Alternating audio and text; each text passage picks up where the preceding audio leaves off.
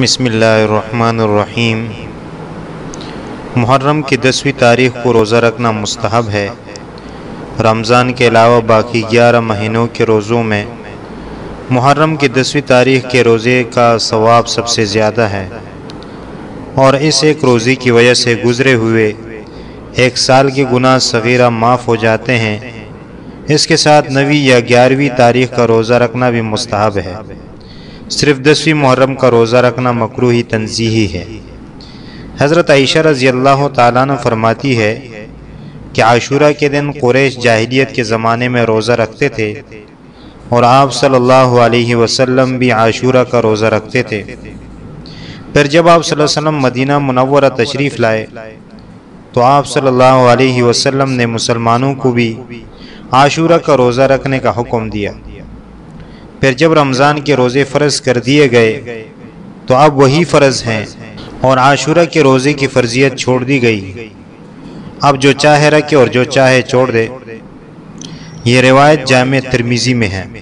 تو اس حدیث سے معلوم ہوا رمضان المبارک کے روزے فرض ہونے سے سن 2 ہجری سے پہلے مکی دور میں بھی رسول اللہ صلی اللہ علیہ وسلم اہتمام سے عاشورہ کا روزہ رکھتے تھے، اور مدینہ میں آنے کے بعد آپ صلی اللہ علیہ وسلم نے مسلمانوں کو بھی بہت اہتمام سے اس کا حکم دیا۔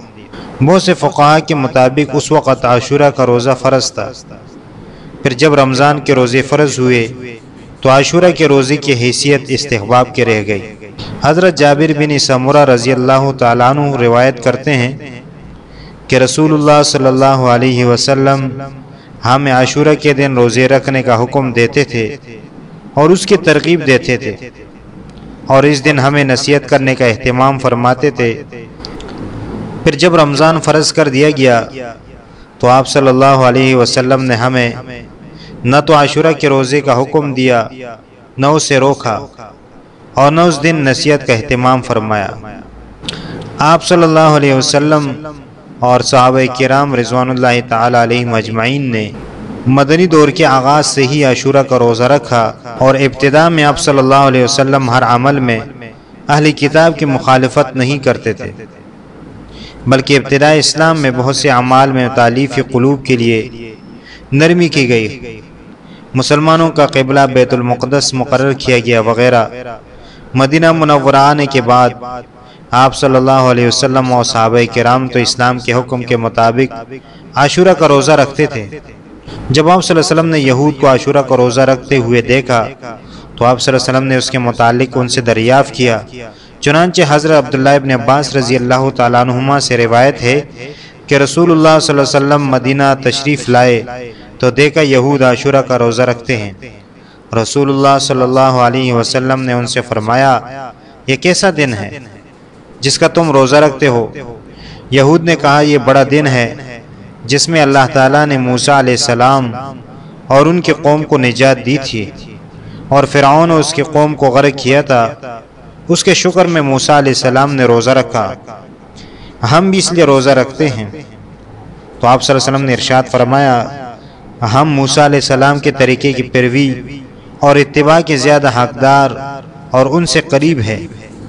چنانچہ آپ صلی اللہ علیہ وسلم نے خود بھی روزہ رکھا اور مسلمانوں کو بھی عاشورہ کے روزے کا حکم دیا۔ یہ روایت بخاری اور مسلم دونوں میں ہے۔ آپ صلی اللہ علیہ وسلم نے حضرت موسیٰ علیہ السلام کے موافقت اور اتباع کا ذکر فرمایا، نہ کہ یہود کی موافقت کا، یعنی ہم یہ روزہ حضرت موسیٰ علیہ السلام کی موافقت میں رکھیں گے، اور ہم انبیاء کرام علیہم السلام کے طریقے کی پیروی کے زیادہ حقدار ہیں۔ بعد میں جب یہود کی مکاریوں اور ضد اور عناد کے نتیجے میں آپ صلی اللہ علیہ وسلم نے یہود کی مخالفت کا حکم دیا تو اس وقت لوگوں نے آپ صلی اللہ علیہ وسلم سے عاشورہ کے روزے کے حوالے سے بھی دریافت کیا۔ چنانچہ حضرت ابن عباس رضی اللہ تعالیٰ عنہ فرماتے ہیں کہ جس وقت رسول اللہ صلی اللہ علیہ وسلم نے 10 محرم کے دن روزہ رکھا اور صحابہ کرام کو بھی اس دن روزہ رکھنے کا حکم دیا تو صحابہ نے عرض کیا، یا رسول اللہ، یہ ایسا دن ہے کہ یہود و نصارہ اس کی بہت تعظیم کرتے ہیں، اور روزہ رکھ کر ہم اس دن کی تعظیم کرنے میں یہود و نصارہ کی موافقت کرنے لگتے ہیں، جبکہ ہمارے اور ان کے دین میں بڑا فرق ہے۔ تو آپ نے فرمایا، آئندہ سال انشاءاللہ ہم 9 تاریخ کو بھی روزہ رکھیں گے۔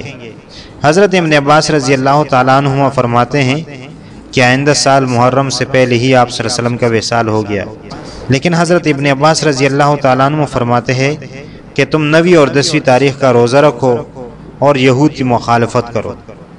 تو لہٰذا ان احادیث پر عمل کرتے ہوئے ہمیں چاہیے کہ ہم بھی 9 اور 10 تاریخ کو یا 10 اور 11 کو روزہ رکھیں اور اس میں یہود و نصارہ کی مخالفت کریں اور ایک سنت عمل کو زندہ کرنے کی کوشش کریں۔ اللہ تعالیٰ عمل کرنے کی توفیق عطا فرمائے۔